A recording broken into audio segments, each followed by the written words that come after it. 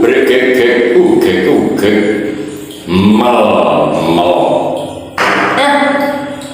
Kalau dangan iki ana wektu kang mirunggan Semar arep ura-ura rengeng-rengeng kanthi lelagon tembang kang judule Mas Sopir uga ana kang nyebut lagu pepeling.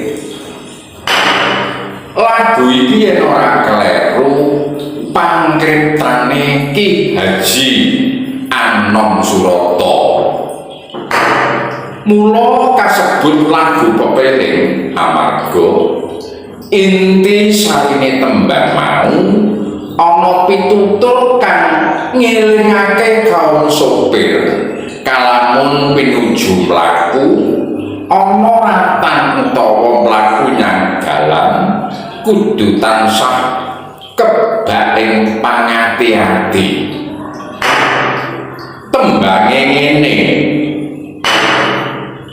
Kakang Bayu jo lali welingku yen kowe lumaku ra perlu kesusu pampriye supaya selamat teko nggone Mas Sopir mbok yo mikir.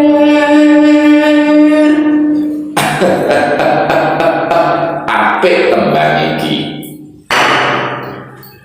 Montor balik jungkir akeh korban kedewasan duh lae mesake sing nyandang anak rabine Mas Sopir jo sembrono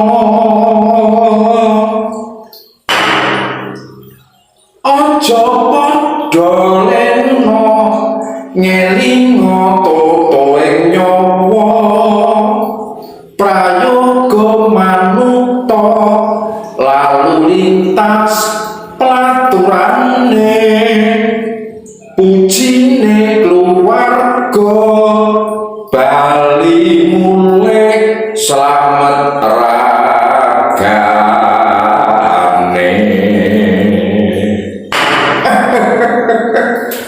Tembang iki uga ora ngomongake ngilingake para Mas Sopir ning iso uga jroning wong padha lumaku, jroning wong duwe panemu, jroning wong padha celaku kudu sing ati-ati.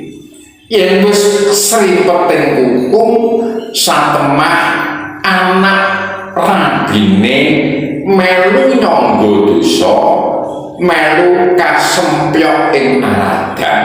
Mula sing padha ngati-ati lamun padha duwe panemu lan yen padha celaku